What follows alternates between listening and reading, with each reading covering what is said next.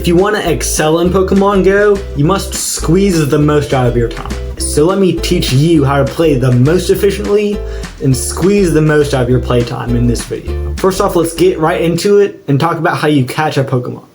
When you catch a Pokemon normally, it takes forever to throw the Pokeball, make the ball shake, and say you caught it, show you the XP and all that jazz. But if you want to skip that extra pizzazz and just catch as fast as possible, you need to use the quick catch technique.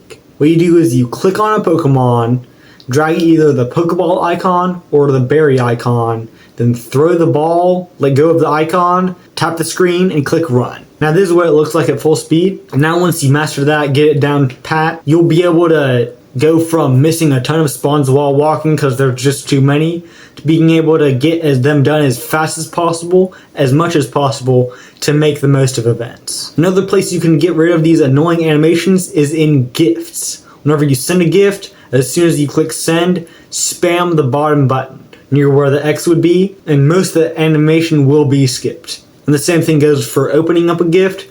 Click the bottom where the X would be, and the animation will be mostly skipped. But what if you know how to quick catch, but you keep on getting that notification of your Pokemon storage is full?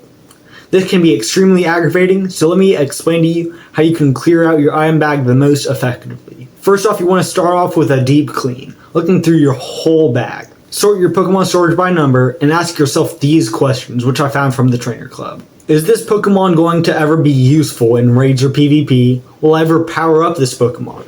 Does it have good IVs, PvP IVs?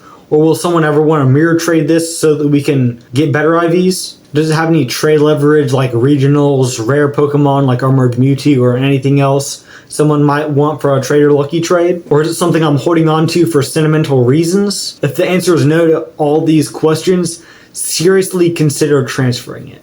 Afterwards, once you go through your whole Pokemon storage and deep clean Pokemon you don't want, you want to make sure you have a system of maintenance so that it doesn't get full again. So you gotta create a search thread for your Pokemon so that you can go in there and quickly delete Pokemon you don't want. So if you don't understand how search threads work, basically if you put an exclamation point and then put something after that, it'll exclude any of those from the search results. And if you do an and sign, it'll make sure that the Pokemon under the search results match all of the conditions met under there. And if you type in shiny or 4 and then the asterisk, it'll show shiny Pokemon or hundo Pokemon. So based on this, you can exclude Pokemon that you don't want to transfer. So like exclamation mark shiny, and sign exclamation mark 4-star, and sign exclamation mark favorite, or any other Pokemon you want to exclude. You can add anything you want. The world is your oyster. I'll put my personal one that I personally use in the description, but you can feel free to change it however you like. You can go under your search, click more, hold down on the search that you just did. It should be all the way to the left, and it'll save it below. And once you saved it, you can hold down on it to rename it or delete it. So once you have this search thread created, you can just go under your search, click on the search thread you created, and click select all, look through it real quick, click transfer. Next, for PvP, if you only really play for the rewards and don't care about ELO like I do, I've actually created a tutorial that I'll link in the description that'll maximize the rewards you get while minimizing the effort you'll have to put in for PvP. So if you want to check that out, I'll just leave a link in the description. Now that we have our playstyle in the most efficient way possible, let's head over to our settings in our game to keep it running as smoothly as possible. Starting from the top, go to General and turn on Adventure Sync so you can get as many kilometers as possible. Next, expanded group transfer can be good, just make sure to be careful with it. Under friends, I would turn off battle challenges, and if you don't want to get any friend requests from either of those spots, turn them off. I would keep these two settings right here turned on unless you have any reason not to.